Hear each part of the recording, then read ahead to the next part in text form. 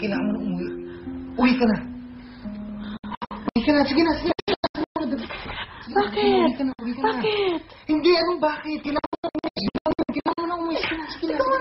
Sige na. Kailangan mo na umuwi. Mabilis na. Sabi mo wala kang asawa. Sabi mo wala kang girlfriend. Wala nga. Kailangan mo na umuwi. Sige na. Kailangan mo na umuwi. Huwag mo madaliin. Maliligo ako. Mag-makeup ako. Kasi baka mamaya paglabas ko dyan sa kalsada, masigawan ng mga bata, makakala nila Halloween, imbis na Christmas. Kailangan mo ba ako madaliin? Kailangan mo na umuwi. Tara na. Dali, Dani! Sige na. Ilang mo yung pinto! Oo!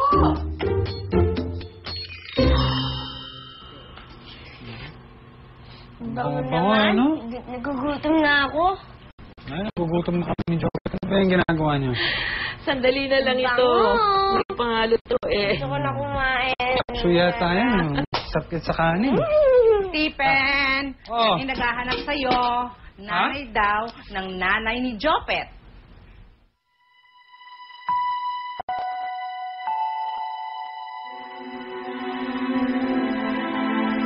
Oh, Stephen, ano ba? Bakit hindi mo sinasagot yung text ko?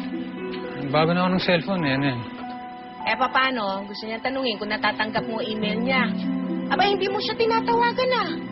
Ang sabi niya, ngayong Pasko, abay, kukunin na namin yung bata. Sa amin na siya titira. Are you saying na magtatagal ka pa dyan? Ang daming problema dito eh. At tayo, wala tayong problema. Debbie, please. Breathing space. Breathing space. Actually, this call is about giving you space. What do you mean? Alam ko ba yung usapan, nasakan mo siya habang nasa ground si Aiza? Eh, baka magtagal siya eh. Baka nga hindi isang buwan, baka abutin na ng isang taon niya. Ayos lang. Diba? Dito mo siya, kan mo yung tatay. Hindi pwede yun, ayaw niya. Kapag kami, hindi mo maalagaan yan dahil sa bisyo mo. Hininto ko na yun. At saka isa pa, Stephen, yung pera na pinadadala niya sa'yo, yun ang huli. Kasi sabi niya, sa akin na yung madadala. Total yung bata naman, ay uuwi na sa amin.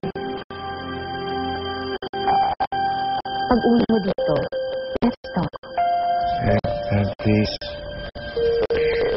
No more problems. Please.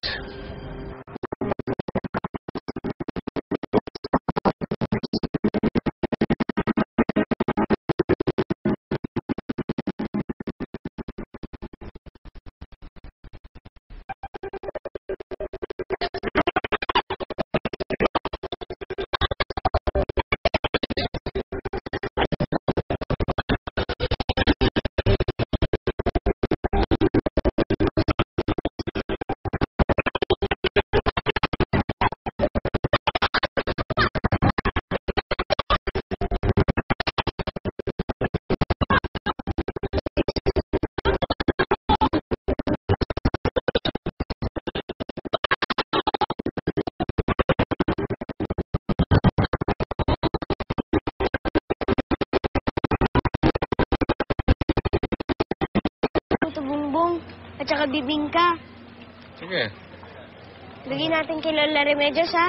At saka kay Tito Gordon. Basta ikaw magbigay kay Tito Gordon, ha? Huwag na lang po pala. Hi! Tita, yun ba yung bago mong boyfriend? Bata. Sugar.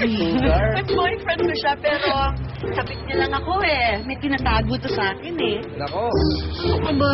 Wala na. Wala ako ibang girlfriend o asawa. Hindi lang talaga siya pwede magpaumaga sa bahay ko. Yan. Ay, naku, ginagawa mo naman akong vampira. Sa gabi lang ako pwede sumipsip ng dugo, tapos pagsikat ng araw. Joseph! Love you! Oh, ano? Halika na! Alis na rin po kami kasi papalitan pa namin si Kuya Bernie sa Tiangge. Ah, sige. Okay. Halika na. Sige, ingat kayo, ha?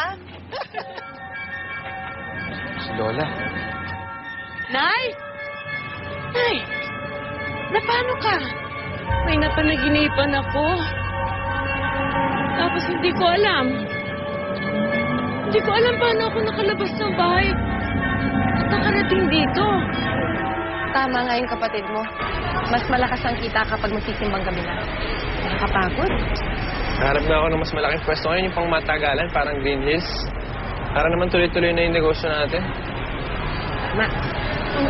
Pare, dito na pala pwesto niyo, Irene eh.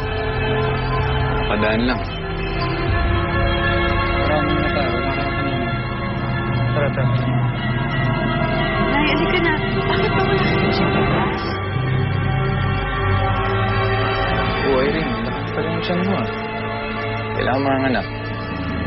Ano ba sa atin, pare? Mainom na sa bahay, sa bisperas. Ikaw makawala. Sensya na, pare, ah. Pero na kasi yung plano ni Erin, eh. Para saglit lang naman to eh. Ang ganyan yung bitasyon ko sa'yo. Sige, pare, subukan dumaan. Sige, alas 3 ah. Ano tayo dun? Malaking celebration to. Malaki. Irene, wala na ako. Sige, Brad.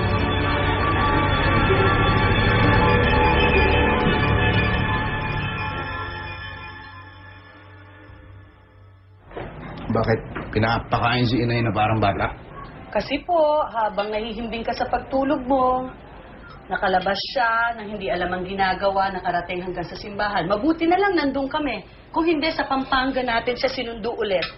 Ay, siguro mas mabuti kung i-confine na namin kayo sa ospital. Ayoko sa ospital. Huwag niyo akong dalhin sa ospital. Marami pa akong gagawin dito. Nay, baka lang mataranta kami at atakin na naman kayo. Ano yan? Huwag kang mag-alala. Ako na lang babantay sa kanya. Kung yung anak mo hindi mo mabantayan na maigi, si nanay pa. Heli, halika. Magluto na tayo ng alayang ube. Halika na lang. Oo, marami kaming gagawin. Oh, sige. Ha? Pagkurin mo yung ube. Yes, Nay. Lalagyan natin ng maraming gatas at asukal. Yes, Nay.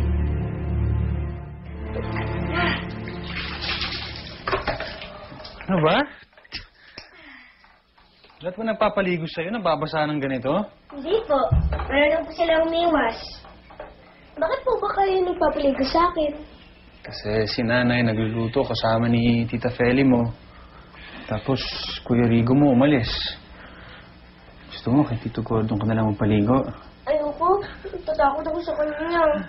Huwag kang matakot doon. Mabait naman yun. Stricto lang. Alam mo ba, siya nagpalaki sa akin. Eh, bakit ba siya sa mga anak niya? Kasi bad rin yung mga anak niya. Dinidisiplina lang niya. Ako po, magiging good boy po ako. Basta na po, huwag niyo ako babalikan na Lola Epang, ha? Bakit naman mas maalagaan ka doon? Hindi katulad ng papa mo, paalis-alis. Galit sa akin si Lola Epang. Mas gusto niya pa yung iba niyang apo. Ako, palaging pinapalo, palaging pinapagalitan. Sila, tinatawag sila sa pangalan. Ako, tinatawag nila akong Sampid. Ano po ba sabihin ng Sampid? Bakit ngayon mo lang kinakwento sa akin to? Sabi ni Lola Epang, huwag daw ako masisumbong kay Mama. Mas gusto ko pa kay Tito Gordon. Kahit bad siya, di na ako pinapalo.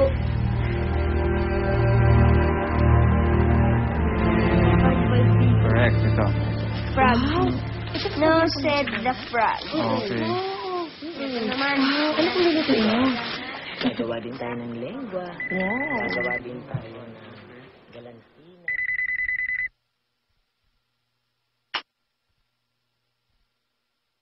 Dad?